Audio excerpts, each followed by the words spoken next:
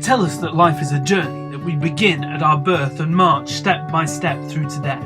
A never-ending march that we couldn't stop even if we wanted to. Some paths are relatively easy and others are difficult, but no one gets through without twists and turns. A couple of years ago now, I was helping out in a food bank for asylum seekers in Manchester, and it was there that I met Hamid. In 2005, Hamid was a young teenager living with his mother, father and sister in the Darfur region of Sudan. His family were farmers, and one day he was out tending his family herd when he heard a noise from the house and soon realised that the Janjaweed militia had burst into the house and opened fire. He quickly hid, and while they looked for him, they couldn't find him. Eventually the men left, and he crept terrified into his own house and found the dead bodies of his mother, father and sister, who had been killed because they were Christians.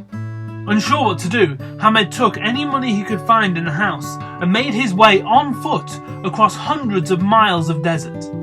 Eventually he paid an agent his entire savings to be smuggled to safety on a cargo boat. He had no idea of his destination.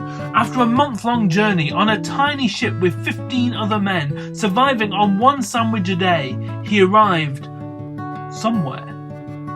Less than an hour later, he was apprehended by the authorities in what turned out to be Liverpool. His asylum claim was immediately rejected based on an interview conducted shortly after his arrival, while he was in a distressed state, and with Hamid having at the time very poor English skills and no translator provided for the interview. Hamid appealed the decision, and it was again rejected, and he was forced to live on the streets with no access to benefits and no right to work. He survived purely through the charity of the Red Cross, the Boaz Trust and St. Bride's Church. I could tell you other stories. How about the prisoner I met whose father injected him with heroin when he was 9 years old? Or the young couple weeping over the death of their newborn child? Or the woman still struggling with relationships and the ability to love because her stepfather routinely sexually abused her all through her teenage years? All these are people I have stood with. Which story do I share? Or do I need to share stories when I'm sure you have so many of your own? Your own stories of pain and loss, stories which bring tears to your eyes.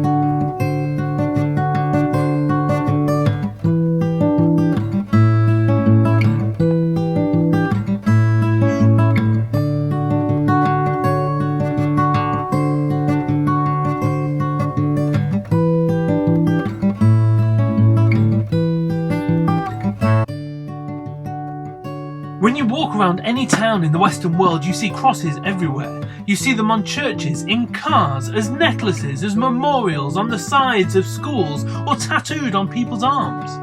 Why? The cross was an ancient execution device, a way of killing someone perfected by the Romans, a way of keeping someone in the most amount of pain for as long as you can without them dying. Jesus, a man who spoke about peace and love, a man who demonstrated care and compassion to those who suffered most. This man was rejected, betrayed, beaten, tortured, and crucified. And this is the question we must ask as we journey through this life. Is this world ultimately a dark, painful place?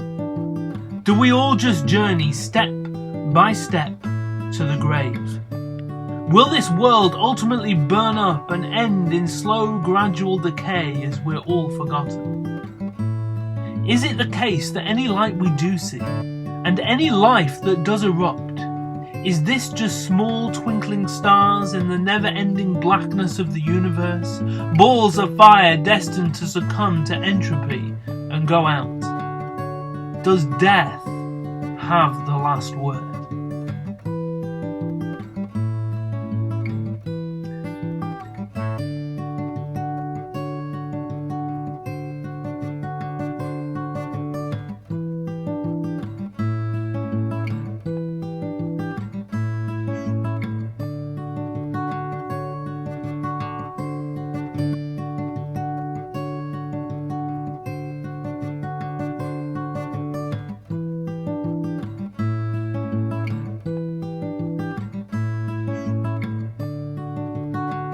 When I met Hamed, his English had improved brilliantly, and I was listening as he told me his story.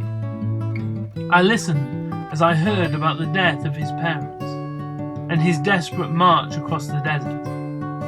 I listened as he told me about being in a tiny space in total darkness on a boat, with only a sandwich a day.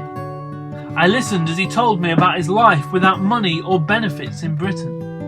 And after he'd finished, I sat in silence, unsure what to say.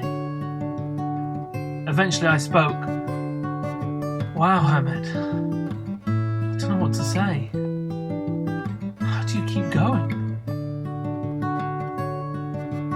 At this point, he looked at me in confusion, grabbed my shoulders, and said with a huge smile on his face, "David, my brother, Jesus Christ is risen from the dead.